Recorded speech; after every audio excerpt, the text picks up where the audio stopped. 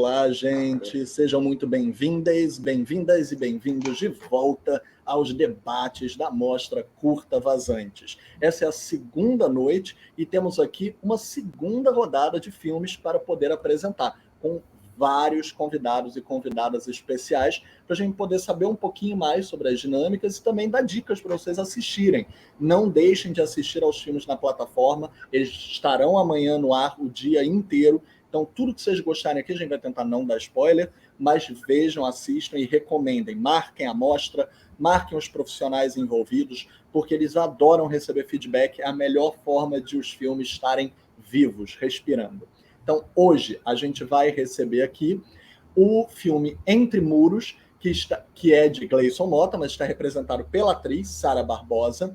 Nós vamos receber Eué Dossan, O Segredo das Folhas, não sei se eu consegui pronunciar corretamente, mas espero, de Pamela Peregrino, que aqui está representado pelo seu diretor musical, Marum.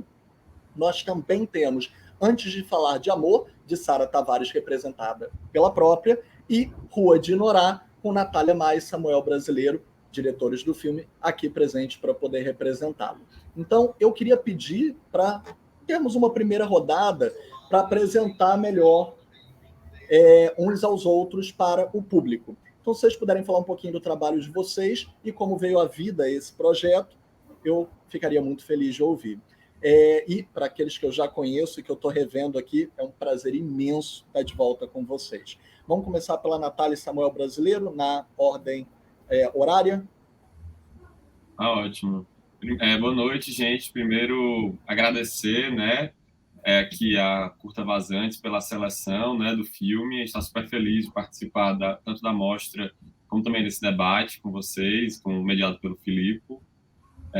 Eu sou o Samuel Brasileiro, eu sou diretor e roteirista, junto com a Natália, do Rua de Norá. Nós somos profissionais, enfim, daqui do estado, e a gente vem desenvolvendo um trabalho, com tanto de curtas-metragens, mas também com outros projetos, A gente escreveu longa-metragem para Carrete, a gente fez outros trabalhos ligados a questões ligadas à infância e infanto-juvenil também, que dialogam com o Rua de Norá, que aí vai ter um pouco a ver com o próprio curta-metragem, que a gente vai abarcar um pouco mais daqui a pouco. O Rua de Norá, meu nome é Natália, sou apresentador. Eu e Samuel, a gente trabalha muito escrevendo projetos juntos, dirigindo juntos também. O Rua de Norá é essa parceria de escrita e direção da gente, assim, que a gente, enfim, contou com a equipe e elenco cearenses também. E ele é um projeto que ele nasce, na verdade, de dois desejos assim que atravessavam a gente, duas histórias que a gente junta.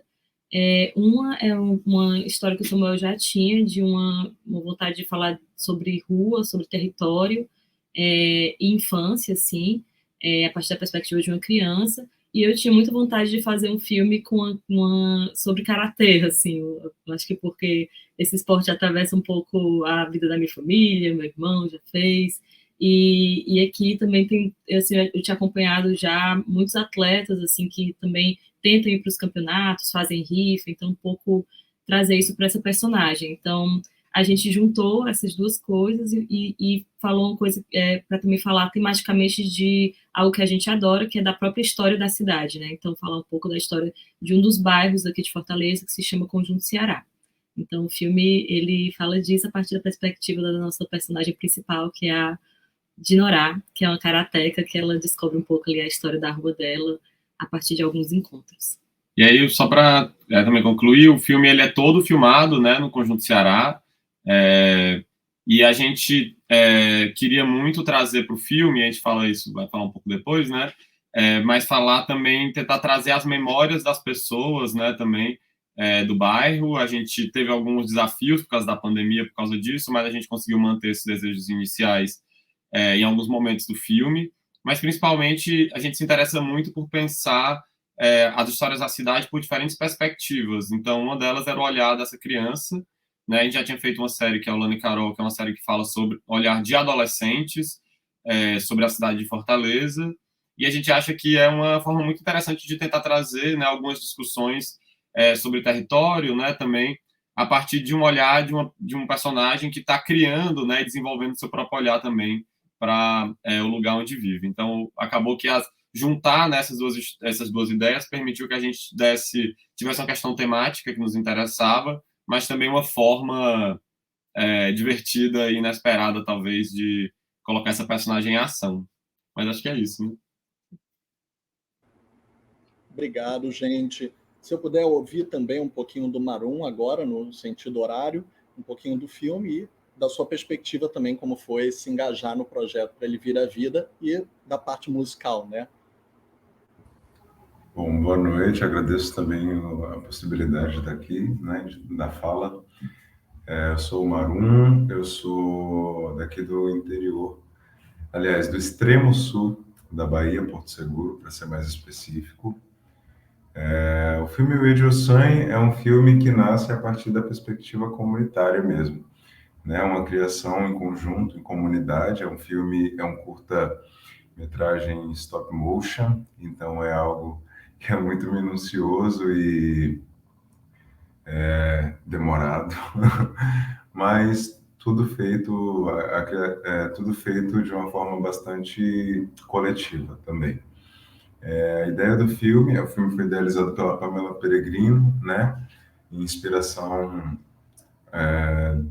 a inspiração do livro Eu Vejo o Sonho e o Segredo das Folhas, da Alzeni Tomás.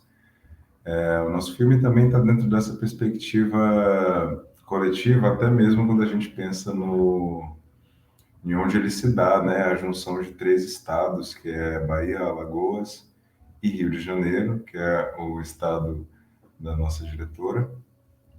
E para mim, a concepção da trilha sonora do filme O Edi Ossanho, tanto da trilha sonora quanto das dublagens, da concepção mesmo musical, também está dentro dessa perspectiva de uma retomada não só do pensamento preto, afrodiaspórico, afro-indígena, mas também dentro de uma perspectiva comunitária, de se pensar a junção de tudo aquilo que a gente foi responsável por criar até o momento e colocar nesse filme. Então, para a gente é muito importante, quando a gente fala do Edi Ossanho, nesse lugar de caráter coletivo, né? A nossa perspectiva é uma perspectiva coletiva que só é possível porque o outro existe, porque o outro também faz parte desse movimento. Foi um filme que se deu também com uma equipe muito diversa, equipe de terreiros de candomblé, aldeias indígenas, estudantes universitários daqui da UFSB, participantes do coletivo de cultura que a gente tinha também. Então, assim, eu poderia descrever esse filme e falar um pouco dessa concepção, dessa perspectiva, como algo extremamente coletivo e de retomada de discurso mesmo. Acredito que seja isso. Obrigado, Marum. Daqui a pouco a gente volta. E se eu puder agora passar para a Sara Barbosa.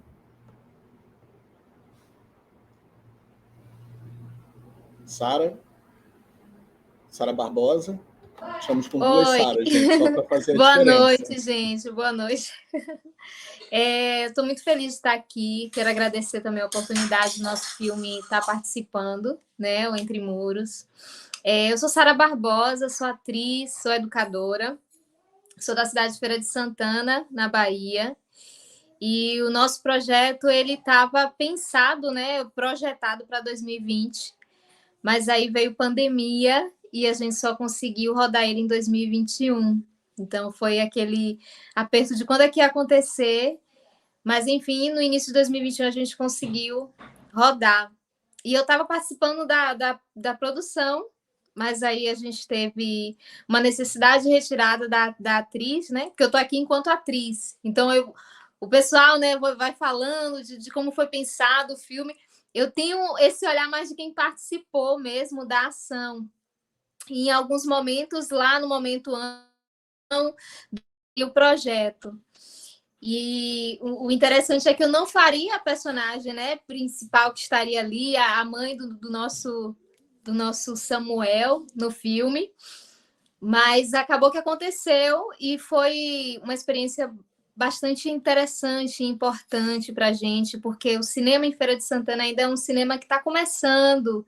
Então, a gente tem muito apoio de pessoas que ainda não vivenciaram grandes projetos, mas que faz tudo com muita dedicação e com um olhar atento para o que está sendo produzido lá fora.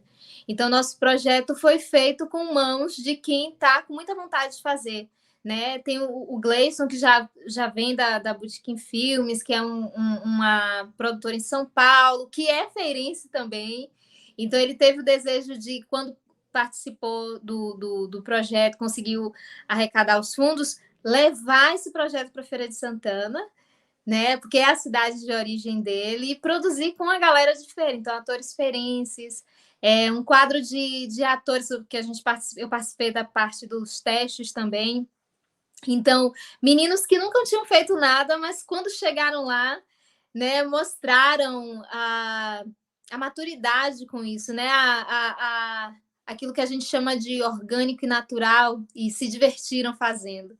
Então, é uma história que fala sobre questões sociais, não dando muito spoiler, mas pensando nesse Entre Muros. É uma história que se passa de um menino que é o filho da minha personagem, que acompanha ela. Ela é uma mulher que trabalha, né, enquanto secretária do lar, doméstica, e leva ele para esse condomínio, que é uma outra realidade para ele. Né? Os meninos que vivem no condomínio têm uma vida diferente dos meninos que vivem fora do condomínio. Então, Entre Muros vem mostrar essa diferença social entre as crianças, né? E de uma forma muito poética. Né? O filme consegue chegar em qualquer pessoa com a linguagem que tem. Né? Eu acho que é isso. Obrigado, Sara. E agora, para completar a primeira rodada, Sara Tavares, por gentileza. Oi, boa noite. Obrigada, Filipe. Obrigada ao Curta Vazantes pela exibição e por esse espaço de debate. Eu sou a diretora do filme, mas também escrevi e produzi, porque é um curta-metragem que foi feito com recursos da Lei Aldir Blanc, então um pouquinho de dinheiro, muita amizade, muito amor envolvido para fazer acontecer. O filme nasceu de uma história que aconteceu na minha família, mas não só de uma história, de várias histórias que a gente vê acontecer. E foi uma primeira vez que eu resolvi escrever algo meu e dirigir algo meu. Eu trabalho principalmente como assistente de direção. E, enfim, a partir desse evento eu resolvi usar o cinema, que é o que eu sei fazer, como a minha voz, né? Dar voz para essa história. E é isso, assim, foi feito no interior de Minas Gerais, que é a cidade da minha família, numa cidade chamada Cláudio. Então foi tudo realizado dentro do sítio de uma tia minha. Todo mundo ficou hospedado lá, as cenas são lá, é tudo lá. Foi bem divertido. Foi na pandemia, então a gente tinha que ficar bem isoladinho, como era um sítio, então deu tudo certo.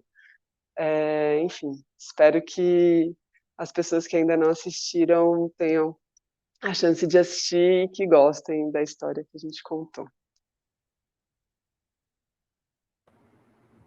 Também fico muito feliz da gente poder estar compartilhando essas histórias, e ainda mais com a acessibilidade online, que nós temos ainda mais alcance, ainda mais acesso, e um olhar de encontro geracional. Se nós ontem tivemos um recorte específico, hoje nós temos um outro recorte. A gente percebe que no recorte de hoje a gente tem uma questão com o olhar, esse deslumbramento a partir da criança, a partir do jovem. E eu acho muito interessante, às vezes, né, nós temos um país que não investe tanto no seu audiovisual infanto-juvenil, e é uma pena, principalmente porque nós temos um público gigantesco, nós já tivemos formação de público, todos nós aqui tivemos, mais do que as crianças estão tendo hoje. Nós tivemos os Trapalhões, nós tivemos Xuxa, que se delongaram até a década de 90, 2000, ali no máximo, e agora existem muito poucos projetos, e alguns destes que eu citei já foram campeões de bilheteria. E os nossos curtas deveriam ser muito do que se exibe, inclusive na TV, não só no Canal Brasil, acho que a própria Globo, que antigamente tinha TV Globinho e etc., ao invés de passar desenho estrangeiro, deveria passar os nossos curtas, porque essas são as imagens que a gente quer ver. Então, numa segunda rodada, falando um pouquinho mais agora sobre cultura, e cada um desses territórios trazendo esse imaginário infantil, e quando eu digo infantil, eu quero que nossos cinéfilos, todo mundo que está ouvindo, que pensa, então hoje é o grupo de filmes que é para as crianças. Não, prestem atenção no que eu falei, gente. Filmes a partir do ponto de vista de crianças ou jovens. Eu acho isso muito interessante, que muita gente não percebe o quanto esses filmes têm uma complexidade madura gigantesca, e que às vezes as mensagens são tão ou mais duras que as crianças conseguem recepcionar na pureza delas, e às vezes o peso que os adultos trazem deixa no meio do caminho. Então, quero falar um pouco sobre essa maturidade desse olhar da criança, né? O olhar do sonho, que é um olhar que deslumbra realidades. Então, eu queria começar com Rua de Norá. Vocês sabem que eu trabalho com o Cavi, né? E o Cavi Borges, ele não só é um cineasta, ele começou com o judô, né? Ele começou como nosso atleta olímpico, inclusive, ele foi competir com o judô, e aí ele veio para o cinema e começou a produzir. Então, o sonho de um jovem, ainda mais nesse momento que nós vemos de desmonte, também foi um desmonte dos esportes. A gente viu quanto atletas não tiveram investimento público. Então, como é lidar com esse sonho, que é um sonho extremamente maduro também, porque lida com verbas públicas, a falta delas, inclusive, o abandono do acompanhamento de atletas para as Olimpíadas, e o quanto isso sempre existiu, mas eu acho que foi pior nessa última fase, os Paralímpicos, inclusive, e o quanto vocês veem também essa maturidade do olhar da criança que ainda não passou por essas perdas, mas cujo sonho empodera tanto, né? Isso é bem importante assim, para a gente, para a construção da personagem e também do arco de transformação dessa personagem, porque a gente começa muito com essa coisa da competição também, do esporte, uma lógica de uma personagem muito competitiva, e ela, inclusive, não sabe perder, que não quer perder de jeito nenhum. E ela ao longo dessa pequena jornada dela, né, ela vai entendendo também a importância de uma lógica de coletividade, né, assim, das pessoas que estão ao redor dela. Então, a gente acha que isso também torna um atleta mais forte, assim. A gente fala um pouco disso assim, no começo do filme, mas e mais conectada, inclusive, com o exterior, né, com o que está fora de quadro. Ela se abre um pouco também para a rua, assim, a gente vê isso.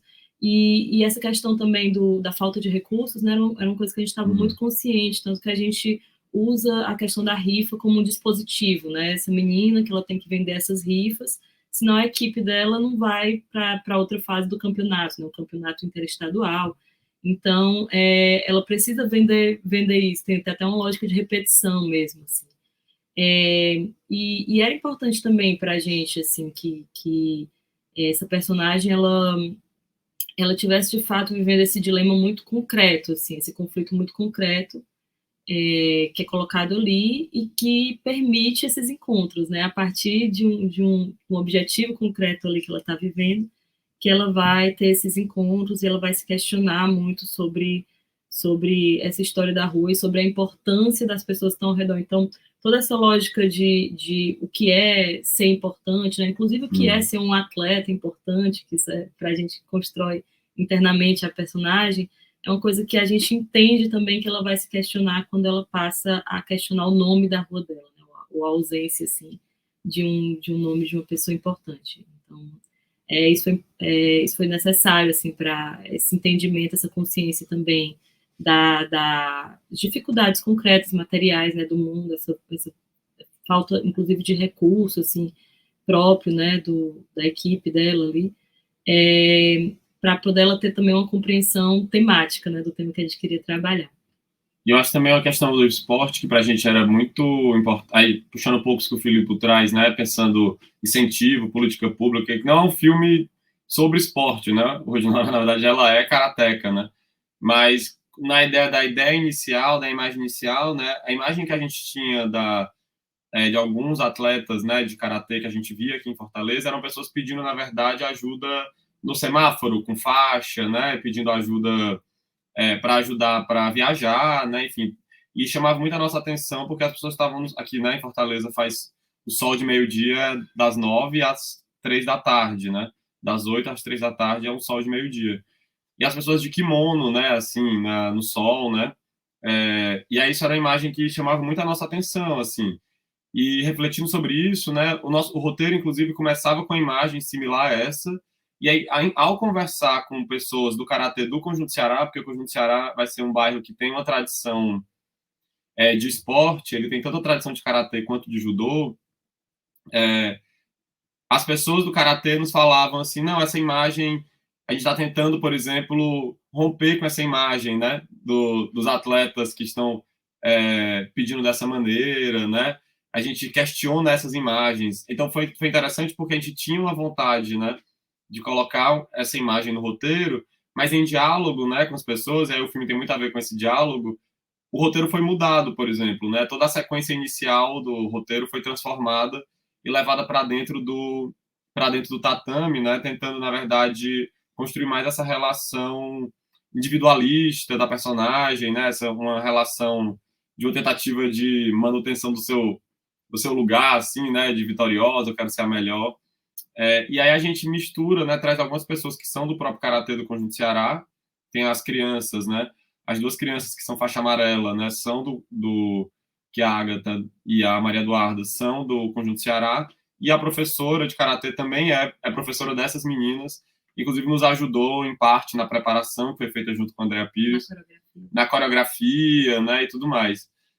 Então, esse encontro, né, foi muito interessante, assim, porque essa questão do esporte também atravessa o território, né? Então, onde a gente filma a primeira sequência é um estúdio de judô, que é o Judô Garcia, onde a primeira mulher faixa preta do Ceará é a professora de lá. Assim, é uma família que é do Conjunto Ceará, que lutadora de judô, e deu muito apoio para o projeto, né? E o encontro com os espaços trouxeram questões, né, que a gente não estava esperando, né, assim, desde mise-en-scène até dessas questões que se atravessam, né, entre a forma de caminhar na rua com esse kimono, né, a forma de abordar as pessoas, estando vestida dessa maneira, como a Dinora fica, até o arco de gesto dela, né, que ela conclui o seu pensamento dando um golpe de karatê também, né, assim, uma coisa meio Karate Kid que a gente queria fazer, mas eu acho que essas questões vão se atravessando, né? E tanto no debate político, né, nessa questão do acesso, mas também na dimensão temática e dramática, né, do roteiro. Muito legal ouvir isso. Daqui a pouco a gente volta até para aprofundar ainda mais a linguagem, a mise-en-scène.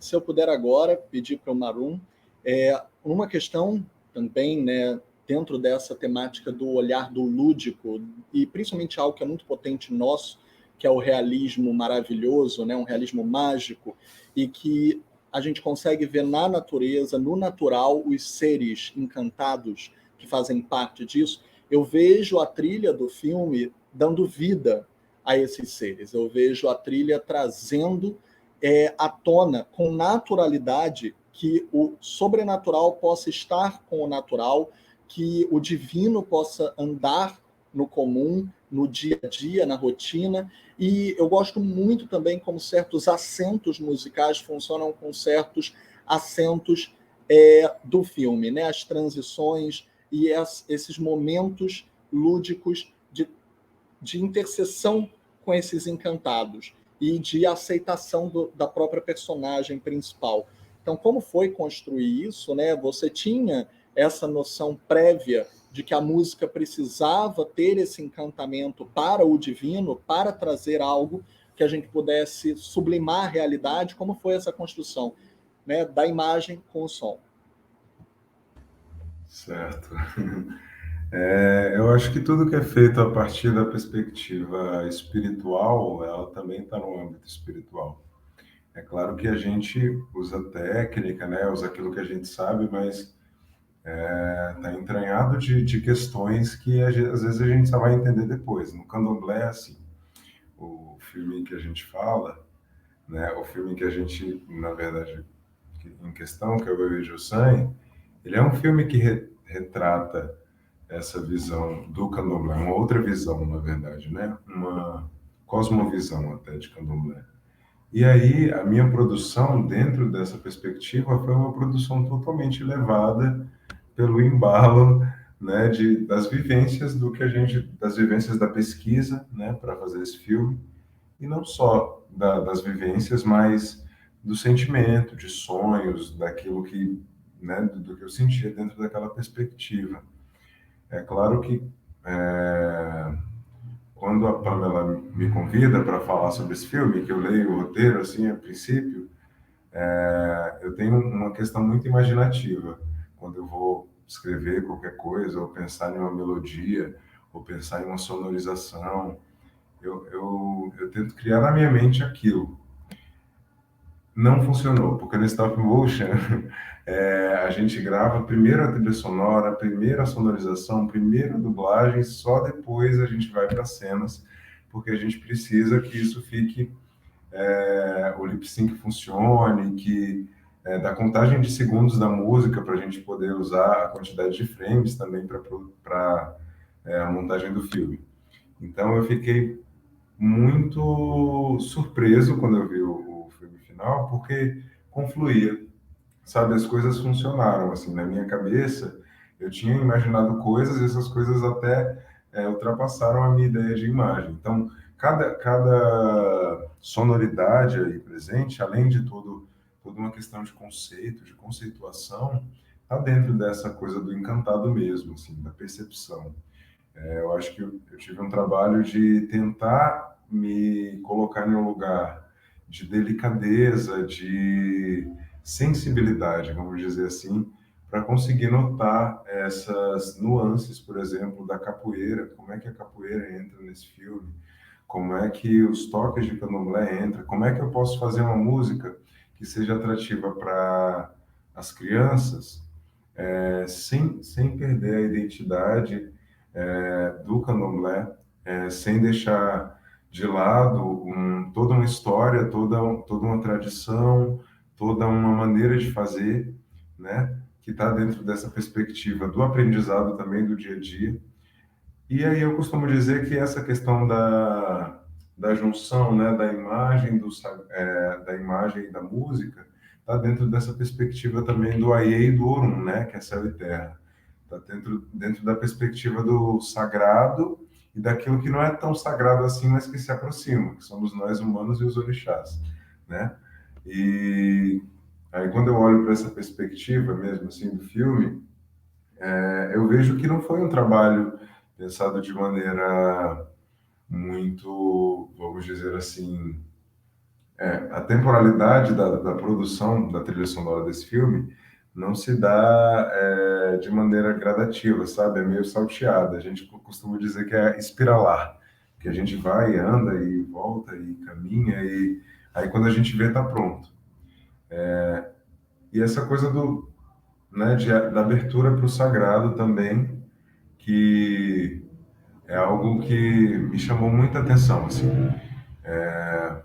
A perspectiva desse filme é justamente animar enquanto nos animamos, né? Produzir enquanto somos produzidos mesmo, e criar enquanto somos criados, nesse sentido, assim, de que a gente aprende fazendo, e às vezes por exemplo, ainda hoje me pego pensando por que eu coloquei tal coisa, por que eu coloquei essa sonoridade aqui, e depois eu percebo que a vivência daquele local que a gente produziu, a gente criou. A produção praticamente do filme foi toda feita em Água Branca, na cidade de Alagoas, onde fica perto do terreiro Abaçada de Oxum.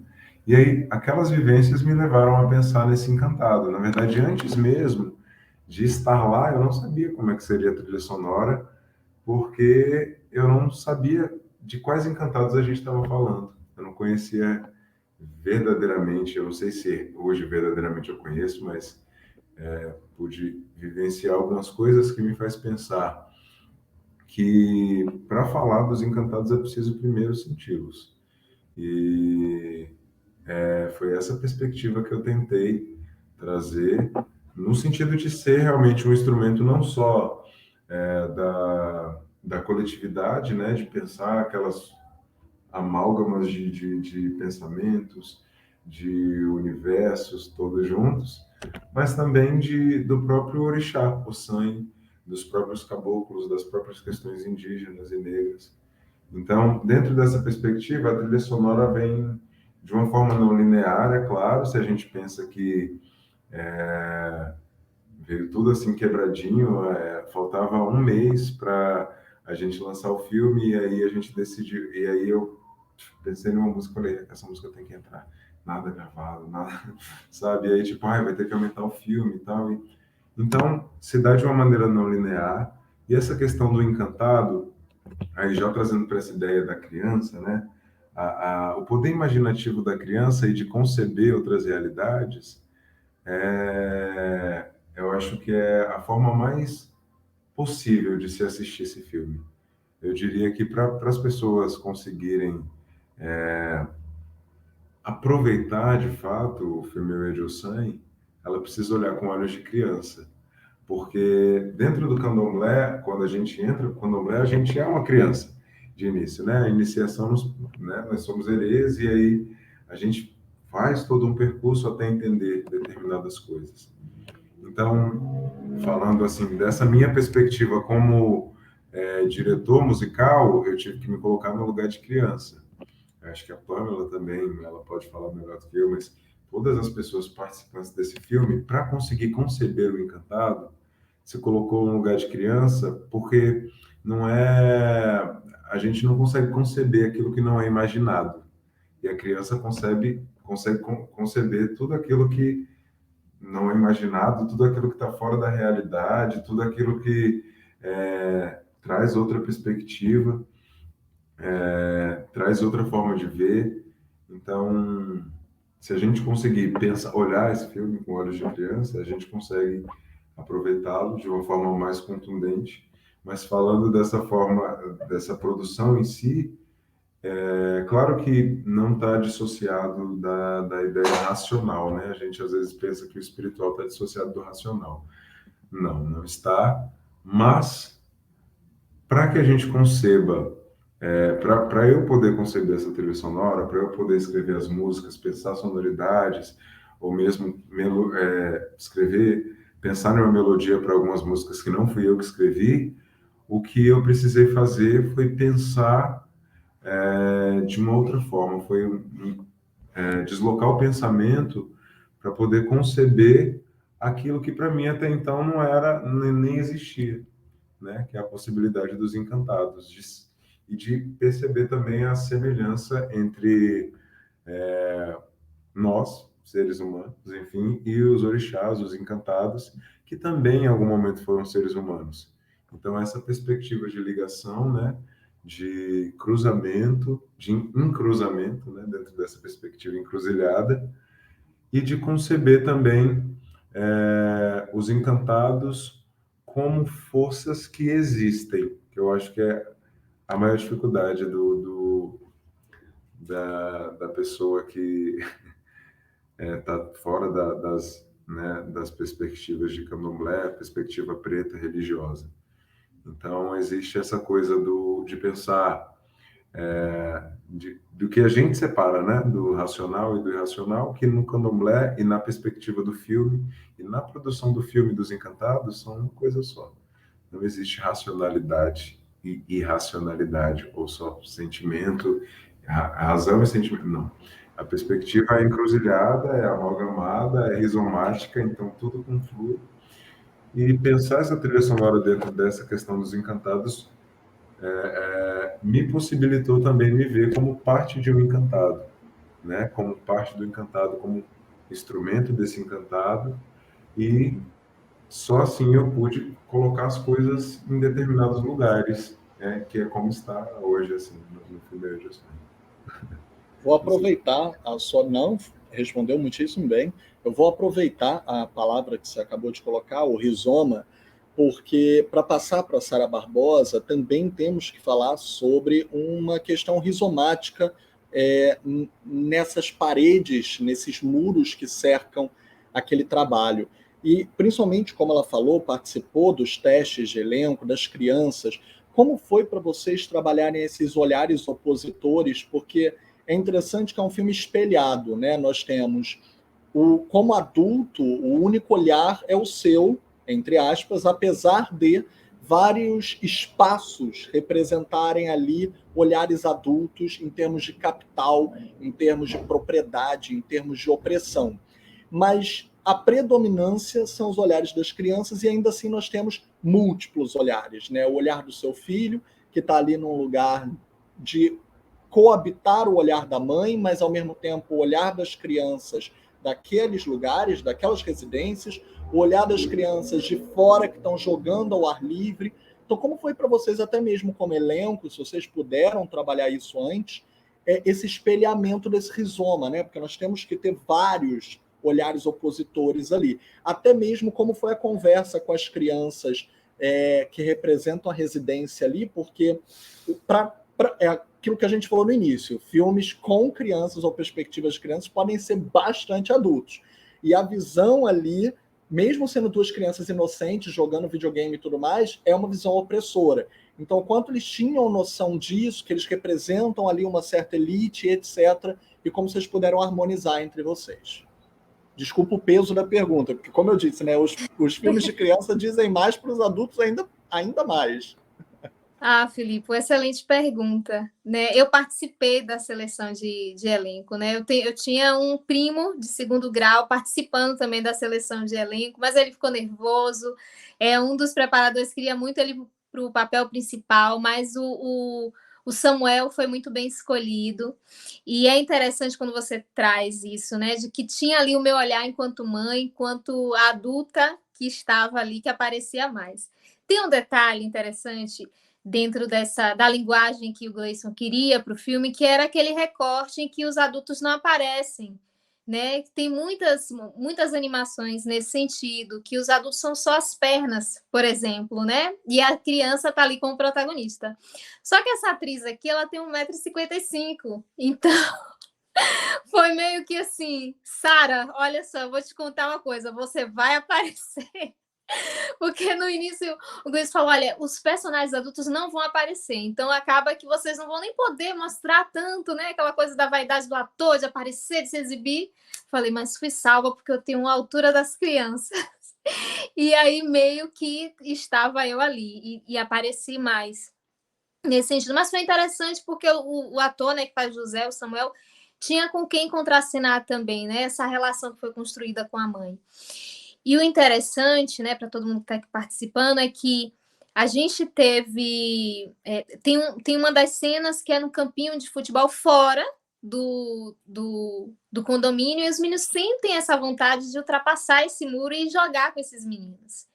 E aí o nosso elenco principal, ele é oriundo de um local social, né, que talvez não pensaria sobre o que a gente traz no filme, porque são crianças que estão numa estrutura muito assegurada de direitos, né? Então, como falar dessa negação de direitos através desses meninos que talvez não fazem ideia do que isso significa? Então, teve um trabalho, né, do preparador de elenco, que estava com os meninos, que foi o Fernando Souza, que inclusive ele faz o porteiro. Então, ter esse diálogo, essa conversa para crianças que estão inseridas num contexto de escola privada, de condomínio, né? Até o José, o ator principal, ele é um menino negro, mas um menino negro que vive uma outra realidade, né? De segurança mesmo em relação aos seus direitos.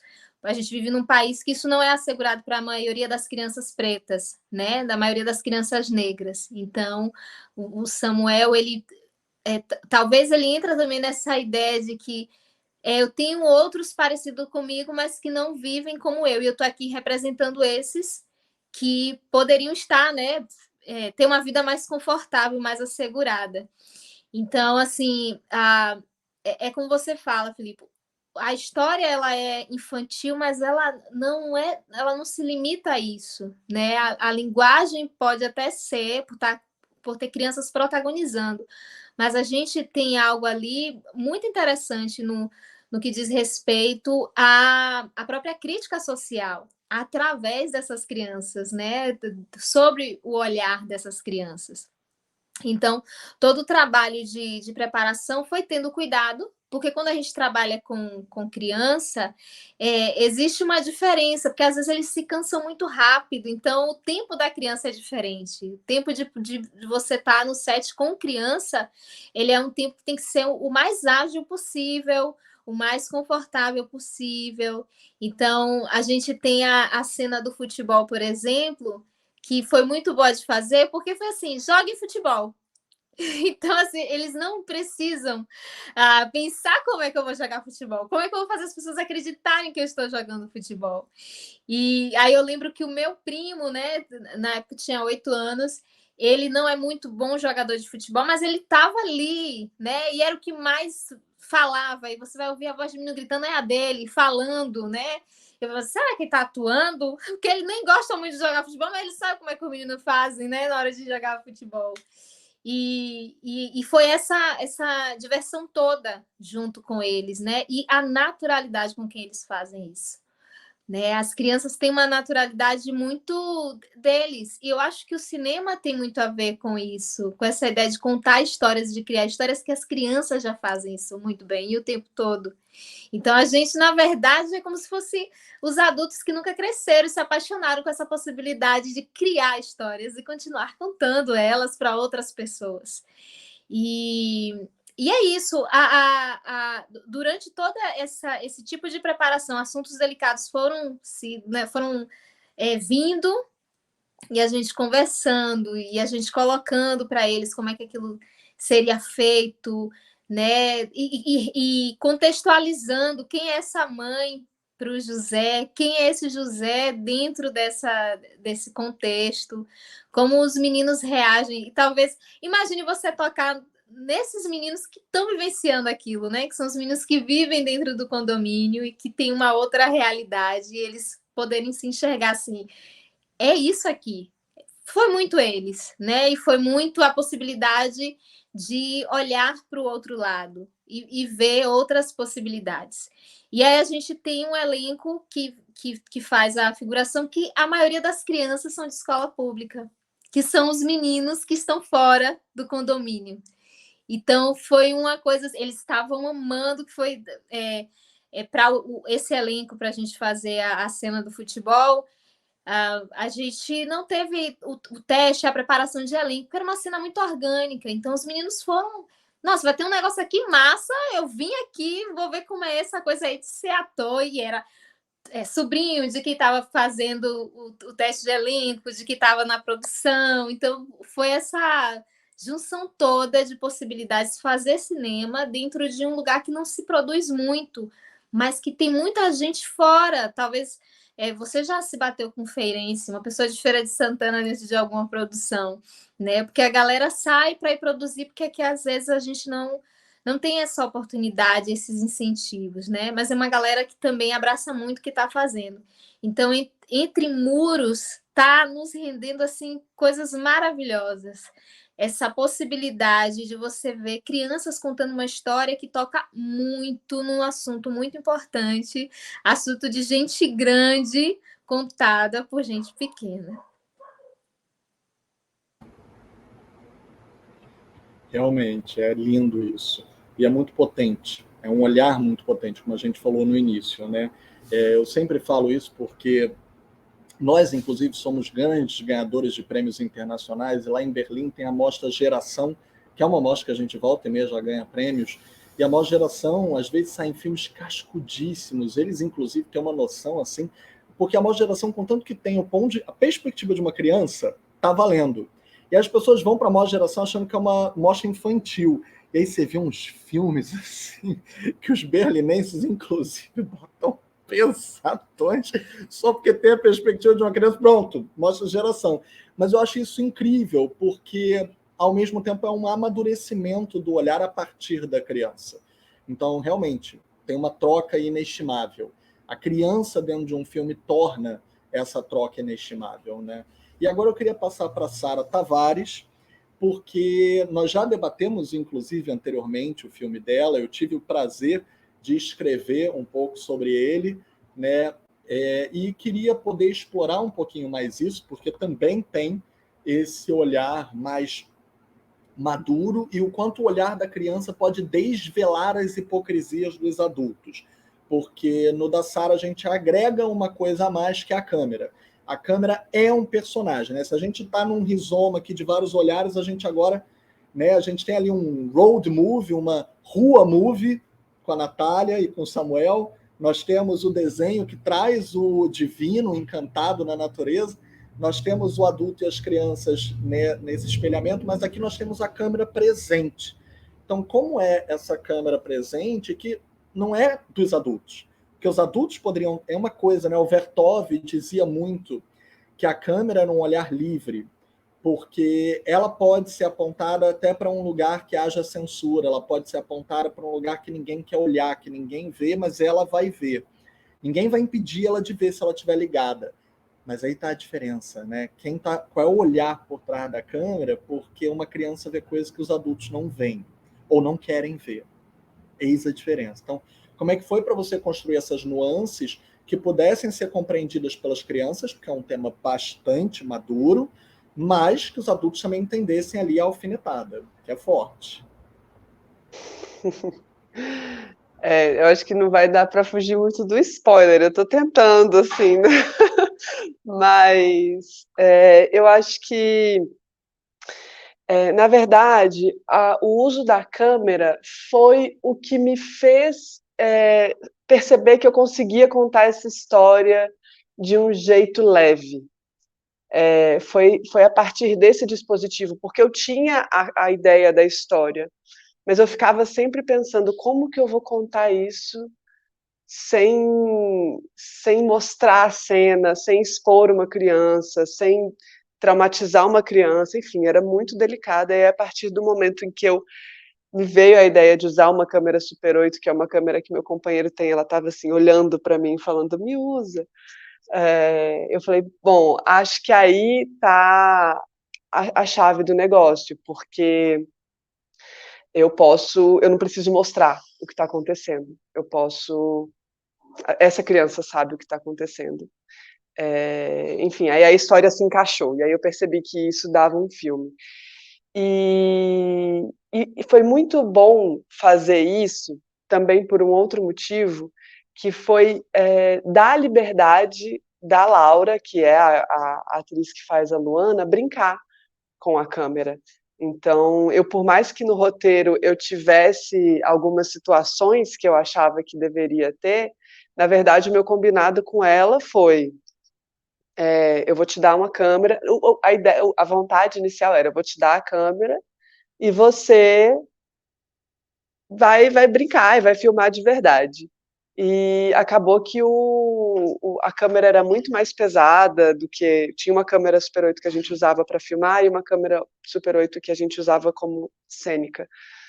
E acabou que era muito pesada, não dava para ela filmar de verdade, mas no ensaio, no dia que ela chegou lá no sítio, ela ficou brincando com a câmera. Então tudo aquilo aconteceu e a gente pôde observar como que ela estava lidando com aquele brinquedo, né, com aquele mundo novo, assim. Então, apesar de ter sido escrito, muito do que está ali na Super 8 veio dela, a historinha criada que ela conta veio dela.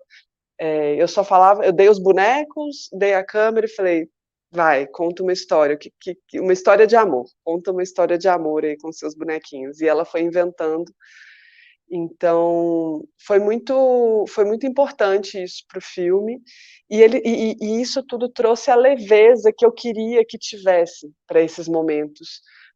A minha ideia era que a pessoa que está assistindo entrasse no olhar dessa criança de verdade, assim, e visse o filme, apesar de ser um tema pesado, mas que visse a partir do olhar da criança, assim, justamente para o soco ser maior, porque o nosso olhar para esse tema, enquanto adultos, a gente já tem uma opinião formada, seja ela qual for. Mas quando é uma criança vivendo e quando você se coloca no lugar dela, isso pode mudar. Então, ver a Laura brincando com aquela câmera foi muito importante para todo mundo ali, assim. E eu acho que trouxe a leveza que o filme precisava para tratar de um assunto tão, tão, tão tenso, assim. Enfim, eu acho que é isso. E aí tem uma coisa que você falou, que é o lance da câmera estar ligada, né? Que é o que você falou de a câmera vê qualquer coisa. Se ela estiver ligada, ela vai ver. E no filme tem isso, né? Que tem um momento ali, tem tanto um momento em que ocorre o ato, mas tem o momento da briga também, né? Que aí já não é mais a Super 8 que está filmando, mas aí é a câmera do filme que está pegando aquela discussão e com a qual a personagem dialoga, e enfim. Esse olhar da criança, nesse sentido, a gente vê o olhar dela através do olhar dela quando a gente olha para as cenas da Super 8, mas a gente também troca um olhar com ela, né? E isso é uma coisa que eu gosto muito, assim, do filme, essa troca de olhar e essa empatia com a criança, assim, que a gente conseguiu gerar. Acho que vocês conseguiram, e isso é muito mágico, porque não é a coisa mais fácil do mundo, né? A química, ainda mais com criança, é sempre uma mágica para descobrir, sempre uma descoberta. Nós já temos várias perguntas, temos 2 perguntas aqui, alguns parabéns pelos filmes, aplausos, mas temos 2 perguntas especificamente. Eu ainda tenho pergunta também, mas eu vou priorizar a do público. O Nelson, cadê? Vou botar na tela que todo mundo pode ler, perguntou: lindos filmes para adultos e crianças. Obrigado, Nelson. E ele perguntou: como vocês veem a reação de público entre as crianças e adultos? Vocês recebem feedbacks diferentes? Se quiserem seguir a roda, começar pela Natália e pelo Samuel, é interessante a pergunta. Eu acho que uma questão que está tangenciando a nossa conversa aqui, que o Filipe traz, é filmes que são infantis ou filmes com criança, né? Claro que às vezes converge, né? Mas nem sempre converge, assim. E aí, pensando especificamente em Rua de Norá, foi um filme que ele tá sendo exibido, né? E foi exibido em muitas festivais e mostras de cinema infantil. E foi nossa primeira vez, né, com um trabalho dentro desse circuito, né? Então foi muito interessante, na verdade, descobrir um pouco os olhares que as crianças dão para o filme, mas também os olhares que os próprios adultos dão para o filme dentro dessa perspectiva, né? Porque também, querendo ou não, isso vai trazendo outros significados, né? Outras questões ali que vão sendo colocadas. E aí, no sentido de uma certa experiência ligada a feedback, né? Quando a gente passou o filme na Olhar de Cinema, passou na Pequenos Olhares, ele teve 2 sessões. Uma sessão, na primeira sessão, né, tinham estudantes, mas eram estudantes adolescentes. Uma sessão que foi maravilhosa, assim.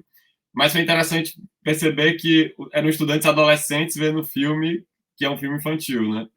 E aí a gente depois teve uma outra sessão no Museu Niemeyer, que já era uma sessão aberta, assim, né? Tipo, para bem divulgado mais para o público das famílias com crianças, e tinha muita criança. E aí era muito, muito curioso ver a reação corporal, né, do filme junto com as crianças, por causa da música, por causa do karatê, né? Então, entrando no campo menos, talvez, do debate temático, né, conceitual, da cena, da encenação, e mais na energia que, de alguma forma, a Dinorah, ela exalava, né, do filme, construía, né, de caminhar, de lutar, de ter coreografia, né? Então, esse foi um feedback corporal que eu acho que é muito interessante, porque os filmes nos afetam corporalmente também, né? A gente acaba aprendendo a ler os filmes muito racionalmente, né? Mas eles nos afetam também muito sensorialmente. E aí a gente também teve, pensando no público adulto, um feedback muito interessante com professores, assim. O filme foi um filme que, de alguma forma, né? A gente tem tido relatos e convites, né? Convites, assim, né? Solicitações, na verdade, para trabalhar o filme em sala de aula, assim, também foi uma novidade, assim, para a gente, né, de pensar não só relação dessa ideia do cinema, né, do audiovisual nas escolas, mas também para a discussão de território, de geografia, né, que foi algo que para a gente foi inusitado. Então, é também a leitura dos adultos sobre o filme, né? Mas que, de alguma forma, o filme acabe os olhares que você dá para o filme, né? Também o filme ele é uma obra aberta também nesse lugar, né? Assim, então, eu acho que a gente pode falar um pouco dessas reações assim que a gente foi percebendo. Acho que é uma reação também que a gente... Muito interessante essa perspectiva pedagógica, até da gente pensar e ter vontade, a partir do gesto, assim, de fazer o filme, de pensar na história de outros bairros, de outras ruas, assim, eu acho que também até a gente mesmo refletir a partir do próprio filme, né, assim, desdobrar o filme em outras possibilidades, a gente ouviu muito isso, assim, também, de adultos, né, como o Samuel já mencionou, essa recepção também do público infantil, as perguntas, assim, são diferentes, a forma como mobiliza, o trabalho que o João Vitor fez na trilha também, né, de sequências, assim, de trilha que foram elaboradas, assim, a gente sentiu que mobilizava muito, mas acho que é isso, assim, acho que tem uma coisa também a gente queria muito que o filme, de alguma forma, constituísse um pequeno arquivo ali também de memórias da rua, assim. Então, uma das últimas cenas, né, não é a última cena, mas uma das últimas é uma entrevista com uma das moradoras, assim, do bairro. A gente queria, na verdade, que o filme fosse essas várias entrevistas ali, testemunhos, e a gente fez um álbum coletivo, assim, como a gente não conseguiu ter essas entrevistas por causa do período que o filme foi gravado, na pandemia, não tinha como, enfim, expor as pessoas, os moradores. Então, a equipe de arte e a equipe de pesquisa do filme conversou com os moradores e todo mundo foi dando fotos, e aí o álbum ele é composto por essas várias fotos de vários moradores do bairro. Então, esse arquivo físico ali, coletivo, assim, da rua, de história que se mistura, e também o arquivo do testemunho, né, assim, o depoimento ali, essa fala. Isso também para a gente é que entra nessa perspectiva pedagógica, né, que a gente tem gostado de ver também esse desdobramento do filme. Legal ouvir isso. Narum, não sei se a partir da trilha você chegou a ter os feedbacks das exibições, você talvez estivesse presente em algumas, mas você tem algum feedback da diferença de quando as crianças assistem, quando os adultos assistem? Sim, mesmo, né, sendo o diretor da trilha sonora, como eu te falei, está tudo muito entranhado. Então, na nossa equipe, todo mundo fez um pouco de tudo. A gente só assina porque alguém precisa assinar, né? Mas o que eu percebo, assim, né, até como professor, eu sou professor do ensino infantil, é que as crianças têm o poder de não esgotar as coisas que os adultos têm. Então, as crianças assistem uma vez, duas, três, quatro, cinco, seis, sete, oito, nove, 10. E para elas, aquilo nunca se esgota, porque sempre existe uma graça, uma magia. Esse é o feedback que a gente geralmente recebe das crianças, né? Eu particularmente, fiquei muito preocupado, porque fazer filme para criança é 8 ou 80, né? Ou elas gostam ou não. E aí, se não gostar, não vai assistir. Mas o feedback que a gente recebeu, graças assim, a Sam, foi feedbacks muito bons, porque as crianças gostavam de assistir e tinham pensamentos bastante próximos do que aquilo que a gente pensou em passar realmente no filme. Os adultos também. O Eu e Jossan tem uma coisa coringa, que ele é meio que um musical, né? Então, tem essa coisa da música que vai marcando os tempos, que vai marcando as cenas, e aí talvez isso deixe mais confortável para o adulto, talvez assistir e se sentir mais acolhido. Não é um filme cujas canções também são extremamente infantis, são canções que estão dentro da perspectiva que eu falei para vocês, né? Mas que possibilita uma linguagem, assim, vamos dizer, coringa, no sentido que as crianças entendem, os adultos também. Mas para a gente, a principal questão, assim, o principal público, é claro que eram as crianças, no sentido assim de protagonismo preto também, e é muito legal receber esse feedback de crianças de candomblé, por exemplo, que nunca, assim, que nunca tinham visto numa escola um filme que falasse realmente sobre candomblé e que tivesse um protagonista preto, que usa contas, que conhece encantados, que perpassa esses lugares. Então, assim, a gente, tanto nas cidades que a gente passou, né?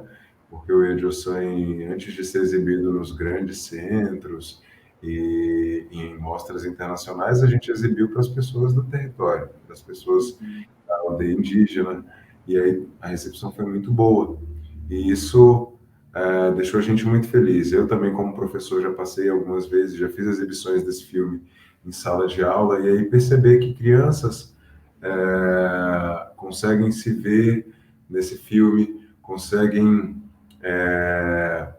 dizer que gostou, conseguem ficar com a cabeça na cabeça com a música Fortalece, para mim, é vitória. Às vezes elas nem precisam dizer nada, só o fator delas ficarem do começo até o fim, esperarem as músicas do crédito subir, porque a música chama a atenção, isso para a gente já é um feedback enorme, porque a gente sabe que a atenção da criança, ela e ultimamente com as telas, né, elas têm sido meio quebradas, e assim, uma criança parar, sentar e assistir 20 minutos de um filme é um feedback assim, grandioso. Dos adultos, a gente percebe sempre essa perspectiva do tentar entender, tentar alocar em um lugar do sentido, que é maravilhoso também. A gente sempre tenta alocar as coisas dentro de sentidos daquilo que a gente percebe, né, de como a gente percebe as coisas.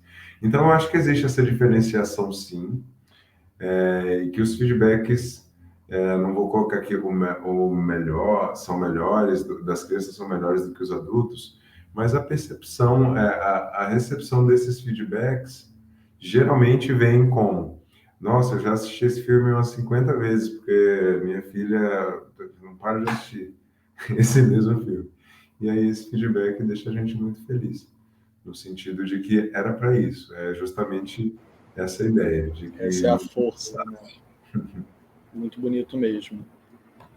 Sara, também, se você souber o feedback, né, entre as crianças e os adultos de diferença para o filme, e talvez até de região, né? Porque uma coisa é exibir no território onde ele foi filmado e outra coisa também é exibir no território, em territórios fora, né, de onde foi filmado, né? Então, eu não participei das exibições. Muitas das exibições do Entre Muros foram para festivais.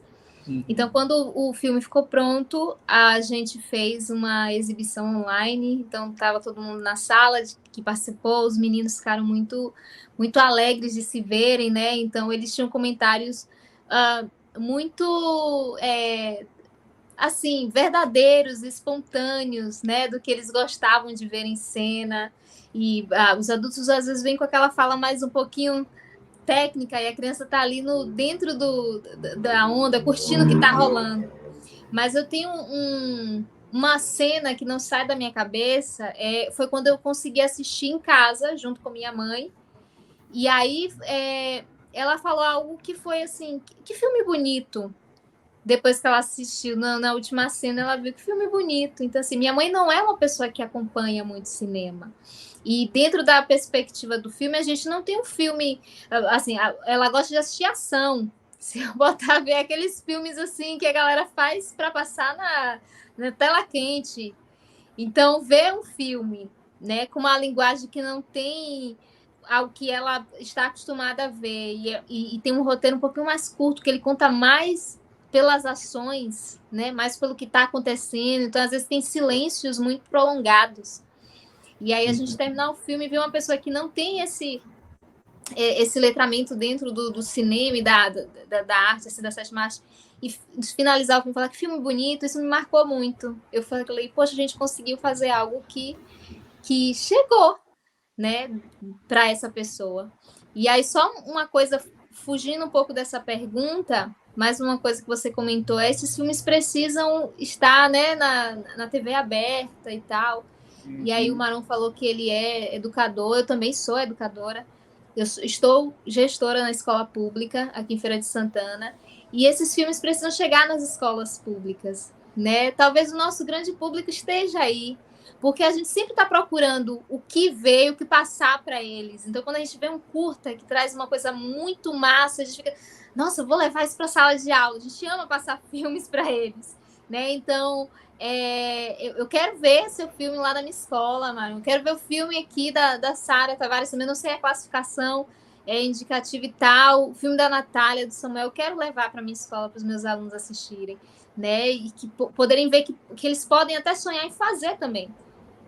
Eles têm isso comigo por eu ser atriz, então eles chegam na escola falando, Pro Sara, eu lhe vi na televisão, aí faço propaganda, faço marketing, e aí tem uma série ou outra que eles conseguem ver, viu aonde, viu com quem, essa você não tem idade para ver, né? Mas é isso, chegar nesses lugares. Talvez o nosso grande público que precisa ser alcançado são essas crianças, né? Para além dos festivais, são muito importantes, porque vai para a galera maior, mas voltar para a escola pública, né? Com esse grande retorno, para quem de fato merece sonhar e acreditar muito naquilo que a gente está fazendo.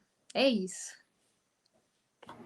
Lindo ouvir isso. E Sara Tavares, sobre essa diferença também de público, né? E com esse tema maduro que a gente estava conversando antes, eu acho que deve ser bem interessante o que as crianças percebem, né? O tio não agiu direito, o tio agiu mal, tá mentindo ali, e para os adultos perceberem, né?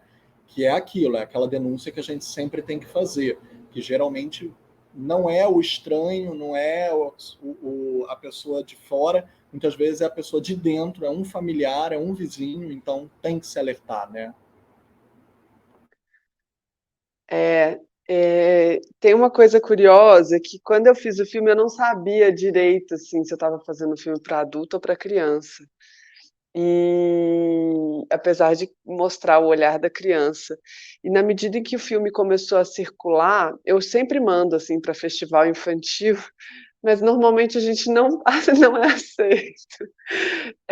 Teve um festival infantil no qual a gente passou, que é o É Tudo Criança, que é ali da região de Cataguases e Muriaé, e ali eu não estava presencialmente, mas o produtor me contou que a sessão com as crianças foi incrível, assim, que as crianças gostaram muito do filme, ficaram super atentas, e as professoras que estavam acompanhando as crianças ficaram tensas, olhando umas para as outras, assim.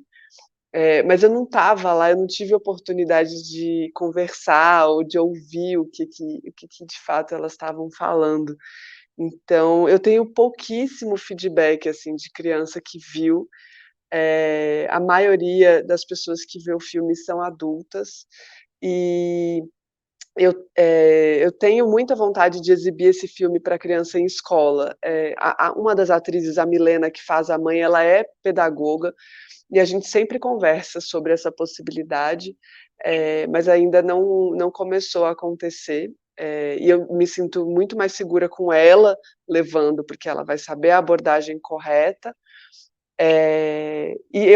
Enfim, vou começar a fazer isso agora. Assim, hoje mesmo eu tive uma reunião com uma diretora de uma escola e a gente vai exibir para alguns alunos da rede pública, mas a gente até combinou de começar pelos mais velhos, pela turma do ensino médio, por uma questão de carreira mesmo, para eles verem que é possível e tal, para depois a gente entender como que a gente passa para os mais novos. Porque é isso, o tema é pesado e tem que saber como chegar nelas, né, a gente tem que estar preparado para isso, assim.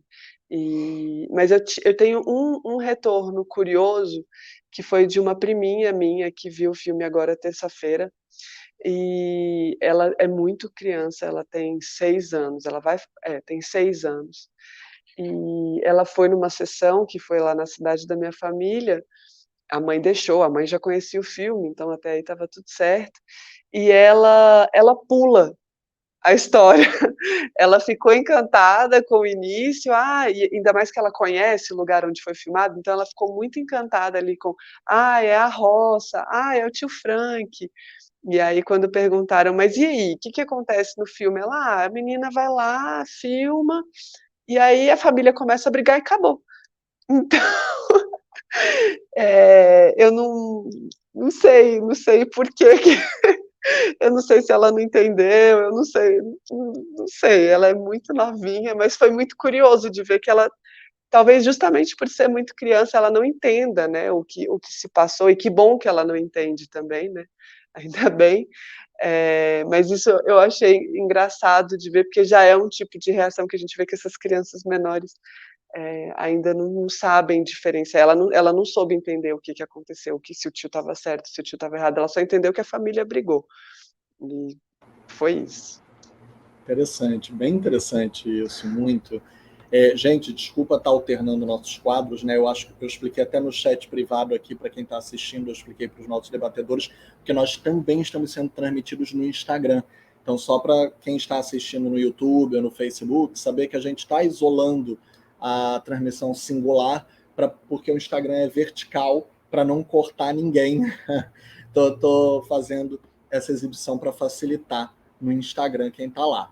E eu estou trazendo perguntas e colocações também. Eu avisei o Instagram, quem está aí, eu estou trazendo perguntas para cá, tá, gente? Então, tem mais uma pergunta, inclusive, aqui, que eu não queria deixar de contemplar, se vocês me permitirem, se der tempo, e acrescento a minha própria nela, porque eu acho que vai fazer sentido. O João perguntou, como foi o processo de pré-produção até filmar? Quantos tratamentos de roteiro? Pergunto por interesse pessoal em realizar também. Uma ótima pergunta do João, que eu acrescento em como vocês transformaram em identidade visual, que aí já faz parte do que eu ia perguntar mesmo, eu ia perguntar de maneira mais cascuda em relação à semiótica, mas vamos manter só a identidade visual para o tempo ficar dentro do que eu prometi aos debatedores, porque é muito nítida a identidade visual do texto, né? Cada personagem, por exemplo, do Rua de Norá tem cores, né, os cenários ou os figurinos, tanto que no final, quando a gente, sem querer dar spoiler para ninguém, mas no final, quando a gente tem a solução da rua, contemplando todos os nomes, os cartazes têm as cores das personagens. Então, tem uma identidade visual. E eu amei começar com aquele vermelho forte. A gente pensa que vai começar com o verde, tatame verde. Eu amei aquele vermelho, sabe? Então, acho que tem uma identidade visual muito grande. Vou logo lançar para todos, né? Mas digo, para Maroon também, né? Como foi, se sabe se teve mais de um tratamento de roteiro, porque como ele mencionou que criou música extra e se pensou, a gente vai ter que aumentar o filme porque se criou música extra, penso que deve ter tido mais de um tratamento de roteiro, como foi criar a identidade visual. Particularmente, eu pergunto a cena noturna. Eu amo a cena noturna, como vocês conseguiram criar contraste, inclusive parecendo que é tinta que brilha no escuro ali, naquele quadro que tem de cima para baixo, né, num zênite. Sara, a mesma coisa, se os artistas tinham consciência dessa identidade visual, acho que as cenas internas são frias, as cenas externas são propositalmente quentes, né? Nós temos esse contraste bastante demarcado, e o campinho de futebol, o único lugar solar do filme, acho que é uma libertação muito grande da câmera, e Sara com aquele contraste entre o tom sépia e o preto e branco da Super 8, que eu acho que combina bem com uma história de família meio antiga, meio memória familiar, e a realidade meio documental da Super 8 entrando ali com aqueles ruídos visuais, né? Aquelas ranhuras. Eu gosto muito dessas coisas. Então, na mesma ordem, vou passar aqui para o Samuel e para a Natália. O Rudi Norá, né, pensando na questão do roteiro, ele começou a desenvolver esse roteiro, eu acho o roteiro mesmo, em 2019. Aí a gente foi para o Curta Cinema, que tem o laboratório de curtas, né, do Curta Cinema, onde a gente ganhou o prêmio lá, né, do Nacional. Aí isso deu um gás, né, para a gente continuar trabalhando no projeto, viu que ele tinha um diálogo, né, com a questão muito local, né, daqui, estava dialogando, né, também com outras pessoas, e isso foi o nosso primeiro tratamento de roteiro, né. Aí a gente fez mais um tratamento, né, mais uma revisão para se inscrever na Audiblanc, que aí foi só no final de 2020, e a gente fez outro tratamento depois, quando a gente já estava na pré-produção para filmar, que é quando a gente faz essa alteração que a gente comentou, por exemplo, sobre a questão do karatê, né, que é quando a gente retoma um processo de pesquisa e precisa também se readequar algumas realidades ligadas à pandemia, né, e algumas alterações de roteiro a partir do casting também. Então, a gente fez, de modo geral, três tratamentos de roteiro, mas a história sempre foi mais ou menos a mesma. Talvez duas grandes alterações que esses tratamentos nos mostraram, que teve a ver com o nosso processo. O primeiro foi a questão do karatê no início, e no final, que antes a Dinorah, ela cobria a placa da rua com o próprio nome. E aí a gente, refletindo, a gente achou essa um gesto de apagamento, que era um gesto contrário ao gesto que a gente estava querendo trabalhar, que foi quando a gente chegou, né, nessa imagem de uma constelação de nomes, né, que compõe, né, uma constelação junto do nome da própria rua, né, já que o nome da rua faz parte da identidade do bairro também. Então, os tratamentos, né, eles nos ajudaram a chegar nessas questões temáticas e dramáticas, mas também a essas soluções visuais que foram nos sendo apresentadas, né, ao longo de todo o processo. A gente também, como a gente escreveu o roteiro e a gente ia dirigir, a gente levou esse roteiro, quando a gente tem essa possibilidade, né, a gente gosta de levar esses roteiros para os ensaios que a gente teve. No caso do Rua de Norá, a gente teve alguns ensaios que foram online e outros que foram presenciais por causa do contexto, né? A gente nunca tinha trabalhado dessa forma, mas a gente teve a preparação de elenco da Andrea Pires, que é, enfim, uma atriz, diretora, realizadora, assim, incrível, maravilhosa, e que é incrível. E a gente ficou muito seguro nisso, assim, e ela teve com a gente também nesses ensaios presenciais, né, que a gente tinha, enfim, ensaiava as coreografias, focou muito assim mesmo na própria Dinorah, nesse núcleo das crianças e na relação com cada personagem, né? E a gente tem uma abertura para modificar o roteiro, a gente se permite essa abertura para modificar diálogo, modificar também um pouco de movimentação de cena, dos beats internos das cenas. Então, a gente gosta muito de fazer isso e a gente vai sentindo também o que cabe, o que é bom acrescentar. É uma coisa que a gente gosta de fazer. E aí, quanto às questões visuais, né, assim, foi muito um trabalho junto com a fotografia e com a arte, assim, a gente fez essa definição muito cedo de que a Dinorah ia passar o filme inteiro com o kimono, então essa roupa era muito importante a gente definir, a coisa da pochete. Kimono e pochete, inclusive do ajuste de onde a pochete ia ficar e a faixa branca. Gente, eu amo muito aquela pochete rosa. Aliás, eu amo ela de kimono, porque minha personagem favorita de Street Fighter 3 é a Makoto. Olha, eu falando de Street Fighter 3. E todo mundo acha, e ela usa justamente o kimono. E é muito sensacional, porque ela é uma criança, ela não é nem adulta, ela é uma menina criança e que ela tá ali enfrentando Ryu e Ken. Então, eu vejo muito a personagem ali, sabe? Eu adoro aquela coisa. E também me lembrou o Cores e Botas, né? Que também usa uma questão visual, de identidade visual, principalmente na roupa, para trazer. Então, eu amo aquela pochete ser a identidade dela. A gente imaginava assim, essa pochete que cabe esse mundo ali. Estão os lápis dela dentro, estão as rifas, tá tudo. Então, ela vai tirando e vai um pouco essa roupa dessa heroína, né? Também, que é a nossa heroína do filme. E essa armadura ali, a roupa que ela usa, enfim, mas que ela está sempre usando, né? E os espaços a gente foi muito pensando junto com o que a rua dava para a gente, né? Não se passa todo numa rua só, que é a própria rua 749, ela tinha um outro nome no roteiro, mas quando a gente foi para a rua, a gente trouxe também o nome da rua para a própria história, mas se passa quase todo lá e se passa todo no bairro, né? Mas assim, quase toda nessa rua e em alguns outros espaços do bairro, como o Samuel falou, né? O Judô Garcia, por exemplo, que deu para a gente esse lugar todo vermelho, que a gente amou, assim, essa parede de medalhas e troféus as medalhas também, deles, né? que era as medalhas. Então, a gente ia muito procurando no lugar o que instigasse a gente também visualmente, né? A equipe, assim. Então, a parede do final, a gente encontrou aquela parede descascada, e a gente queria também essas texturas, isso estava lá, assim, e a gente ia encontrando no ambiente, percorrendo as ruas e encontrando o que fazia sentido, né? E aí teve também, inclusive, o uso dos espaços que a gente já tinha. A gente filmou a casa da Dinorah, que a gente filmou interna, é o mesmo lugar da casa da Dona Margarida, que a gente filmou a parte externa da casa. Que era a nossa base de produção. Que era a nossa base de produção. Então, o mesmo espaço se reconfigurava, assim. A gente também fazia isso, assim, para enfim, uma questão de produção, mas também a gente conseguir percorrer melhor aquele espaço, né? E aí teve uma coisa muito legal que a fotografia trouxe da luz, que é essa luz também um pouco não totalmente realista, assim, que, por exemplo, e que vai aparecendo em certos momentos do filme, né? Um certo reflexo ali de uma luz vermelha que bate no começo. Na cena da Dona Margarida tem uma luz roxa, que é um pouco estranha, que incide sobre o álbum. E a gente queria isso porque era um ambiente um pouco mágico. E tem uma coisa também dessa, como eu já tinha falado, né, de ser uma decupagem que vai se abrindo. Então a gente começa muito no rosto das personagens, muito ali na disputa, e aí a gente vai se abrindo para o externo, né, para a rua, para essas árvores, para esse muro. Então, inclusive, a gente gosta da lógica da repetição para isso, né, para conseguir ver esses espelhamentos. Assim. E aí, só para responder a questão também da pré, a gente começou a fazer a pré do filme no final de fevereiro de 2021, mas a gente só gravou em agosto de 2021, porque teve um segundo lockdown, né?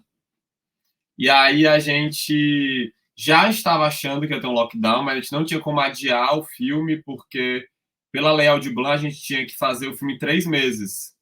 Depois do pagamento, a gente tinha que fazer o filme em 3 meses, né?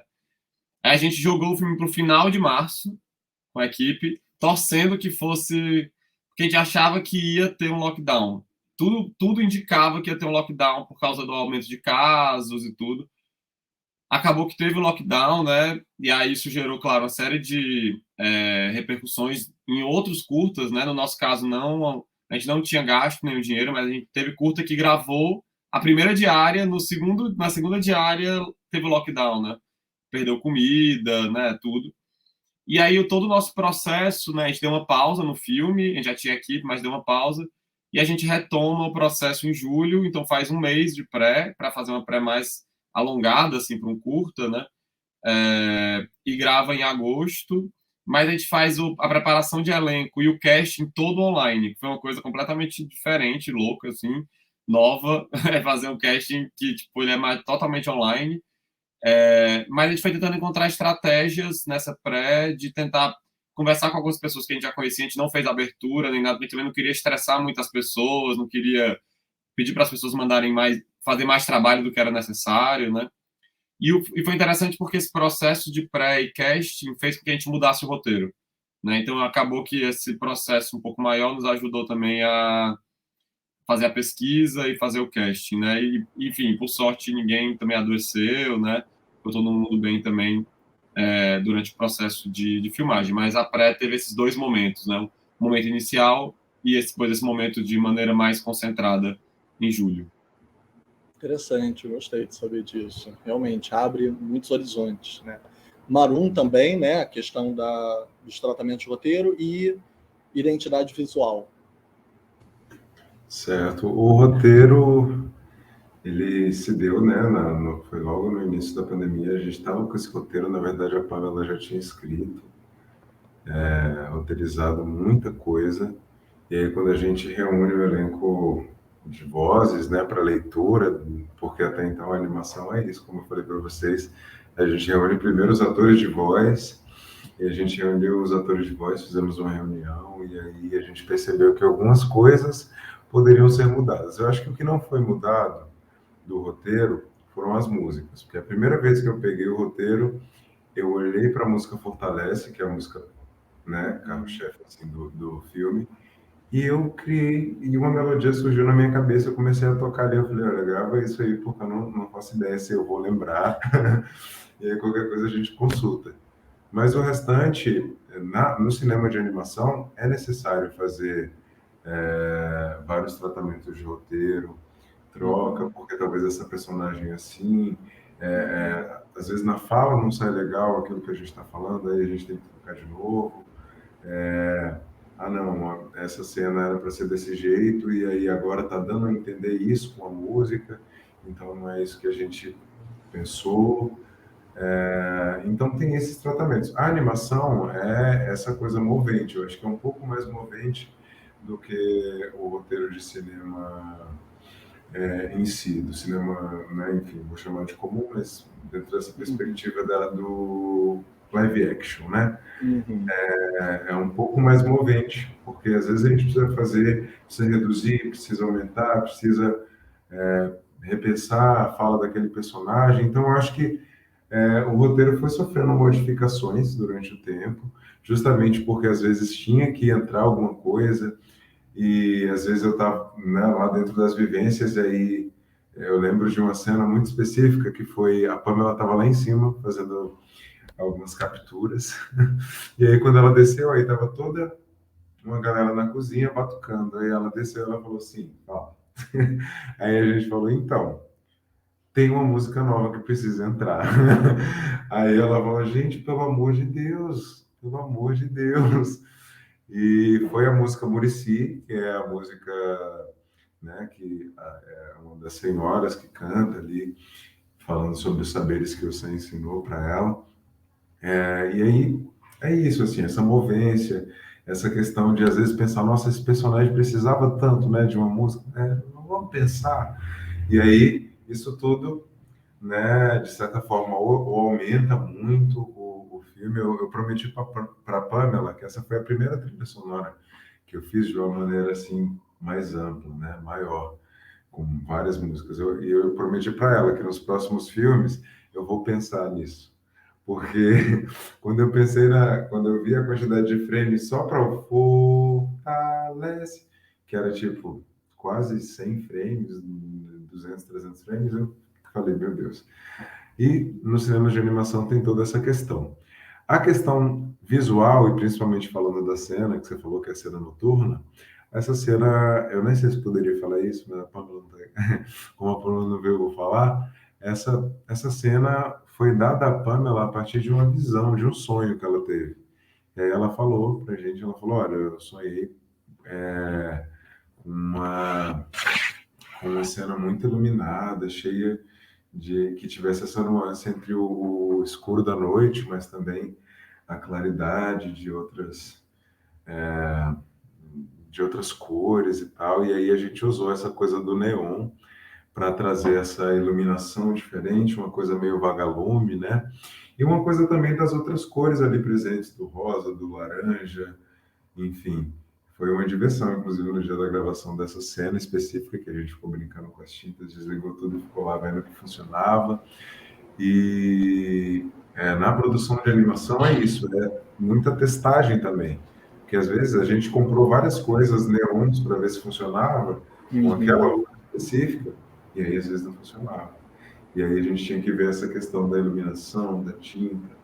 E foi muito boa a ideia, porque é isso que você falou, agregou uma cromática para o filme que permitiu uma liberdade maior poética, né, que o dia não permitia. Acho bem interessante mesmo. Sim, e é esse momento de transição também, uma cena muito, muito legal, que inclusive traçando agora essa ideia da identidade e do tratamento de roteiro. Essa música era cantada anteriormente pela Caiporinha. Era ela que ia cantar essa música como uma forma de boas-vindas para a Criança das Folhas. E a Criança das Folhas...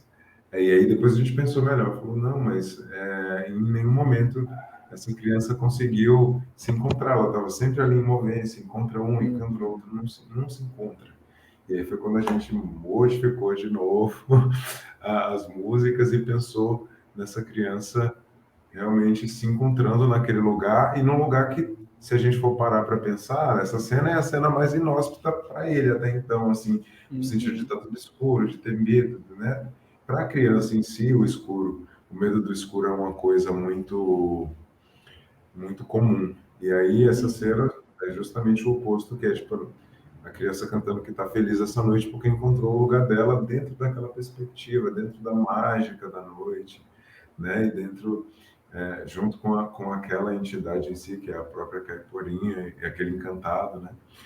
Então, assim, dentro da perspectiva do cinema de animação, o tratamento de roteiro ele é necessário e é algo que acontece constantemente. E a identidade visual também sofre essas alterações, tanto quanto a iluminação, né? Tudo isso.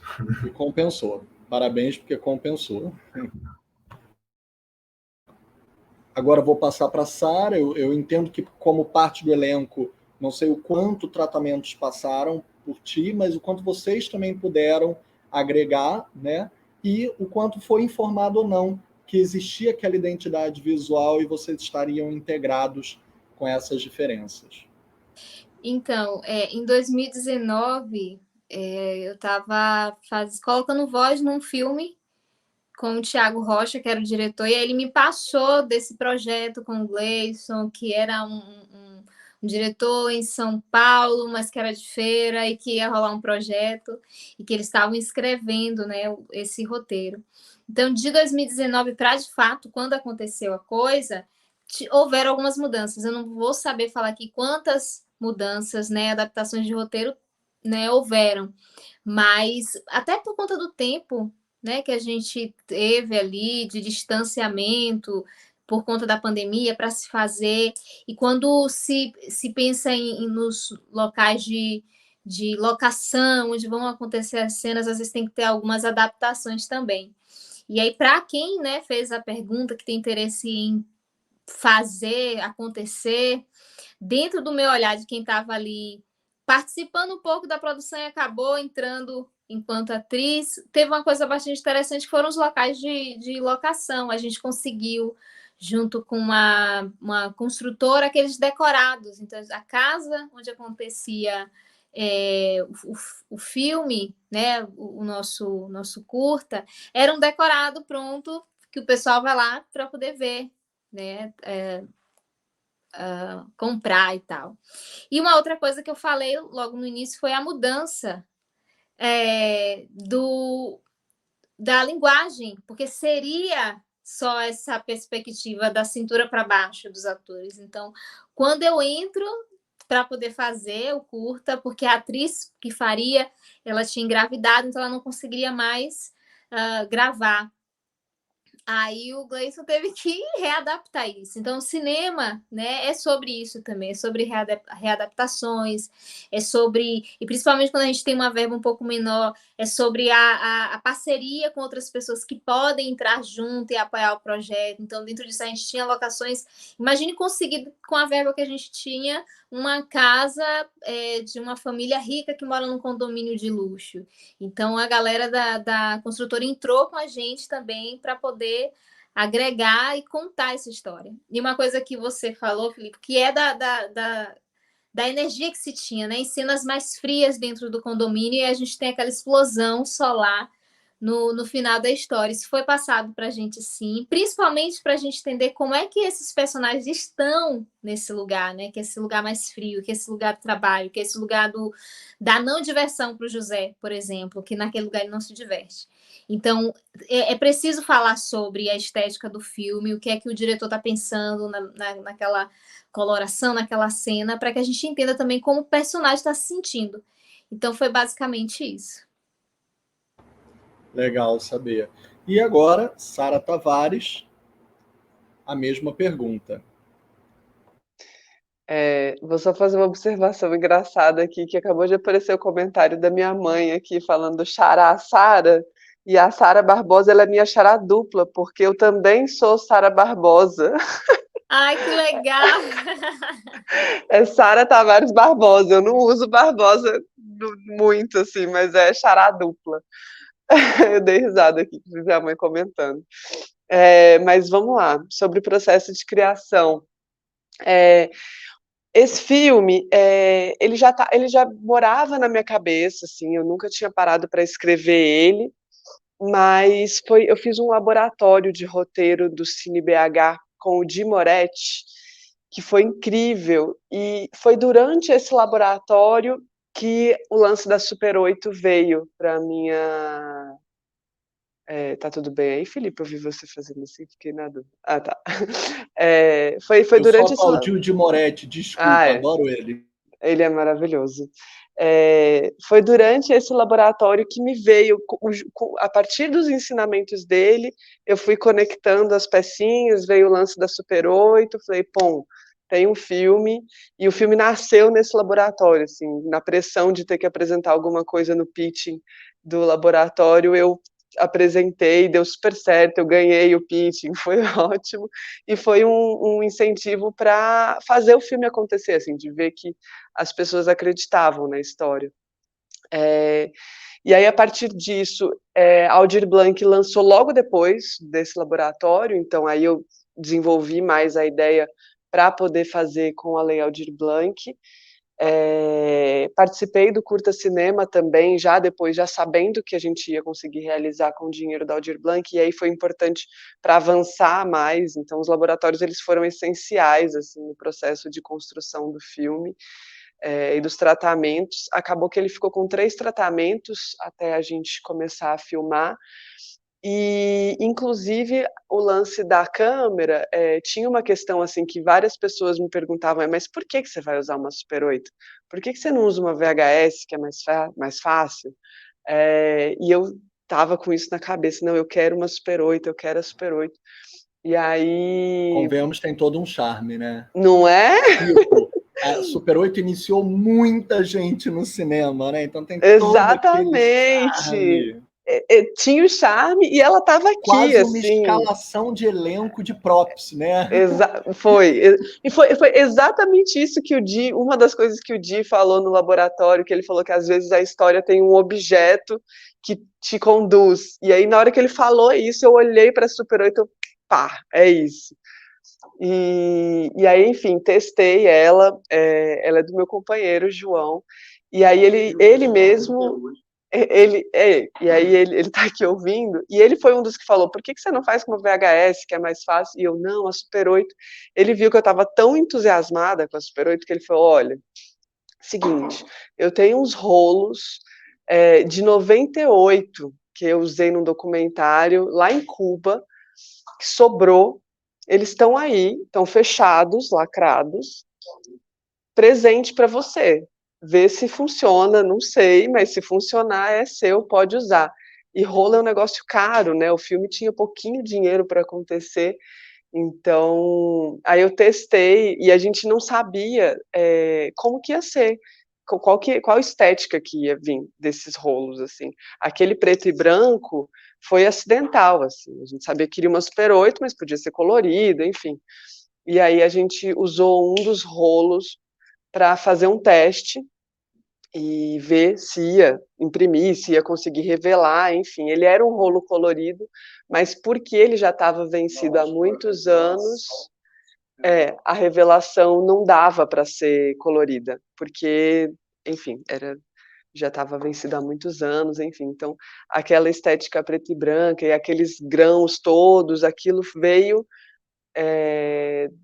do acaso e da minha insistência e de um presente que eu ganhei do meu companheiro, que eu amo. Eu acho que tem tudo a ver com o filme, porque ela acha aquela câmera numa caixa que a gente não sabe há quanto tempo está ali. Então, a minha luz acabou de voltar, inclusive. Então, foi muito... essa estética, indo para a sua pergunta especificamente, Felipe, o preto e branco ele veio acidentalmente, e o contraste com o outro espaço, não, né, com a outra câmera, veio porque aquele espaço era o que tinha, assim, era a minha tia, era a casa que eu escolhi, era a casa onde eu ia conseguir fazer o filme, com as condições financeiras que eu tinha, e a casa era toda amarela. Isso, inclusive, era uma questão, assim. Eu tentei procurar outras casas, mas a gente não ia dar certo, e aí, na visita de locação, quando eu levei a Labib, que é a diretora de arte, e ela viu aquele tanto de amarelo, ela falou, meu Deus, vou assumir isso assim, inteiramente, até umas poltronas amarelas que tinha na minha casa, ela falou, vou colocar lá, porque vai ser isso, assim, ao invés de brigar, de tentar esconder, eu vou trazer isso para o filme, e aí acabou que o contraste com a Super 8 ficou incrível, assim, eu gosto bastante disso. Nossa, e dessas coincidências. Eu não conseguiria imaginar sem. Imaginar sem isso. Acho que ficou muito sensacional. E o Super 8 foi um presente. Você fez muito bem. É um personagem. É um personagem diegético, é um personagem dispositivo, é um personagem estético. Muitos acertos ali. Concordo. Que bom que vieram. Que bom que foram um presente. Assim como a luz. Então, a luz chegou. Eu acho que a luz foi um presente para todos nós. Vou voltar a botar todos nós em tela. Sim. Agradecer a todo mundo aqui, gente, porque foi maravilhoso. Eu acho que a Sara deu esse presente para nós, essa luz, para a gente encerrar com chave de ouro e a gente poder agradecer por essas trocas, porque, como eu sempre digo, cada debate é único. mesmo já tendo debatido com a Sara antes, já debati com o Samuel com outros filmes, já debati de certas formas. É tão bom reencontrar os filmes com outras ideias. E eu acho que esses intercâmbios são únicos. E vocês hoje me trouxeram mais uma troca única. Minha mãe está agradecendo aqui do lado, né? Que eu, como falei no início, eu estou na casa da minha mãe. Ela está sentadinha aqui do lado assistindo o celular para não dar eco, né, mãe? E o cachorrinho também estão agradecendo também. E se comportou o cachorro. Todo mundo do Instagram, porque as perguntas no Instagram eu não posso botar. A maioria do pessoal do Instagram mandou boa noite, agradeceu, parabenizou. Não tem nem como dizer, porque foi muita gente, e aqui tem muitos nomes, eu não tenho como repassar todo mundo, mas dizendo que muita gente está agradecendo e mandando muitos recados aqui, e parabéns para vocês. Gente, assistam aos filmes, está na plataforma, amanhã o dia inteiro, então não deixem de compartilhar, marcar o festival, segue as páginas do festival, marca os respectivos aqui, procura eles nas redes, gente. Não conseguiu fazer a pergunta, tá assistindo no dia seguinte, quando a live tá morta, ressuscita a live, procura eles nas redes e faz a pergunta que não conseguiu. E segue eles, porque os trabalhos deles vale a pena acompanhar. Obrigado, gente, de novo. Muito obrigada, Filipe. Foi ótimo. Obrigada, Filipe, eu que agradeço. Obrigada a todo mundo que assistiu aí também. Também conhecer vocês também. Sim, foi ótimo. Digo mesmo.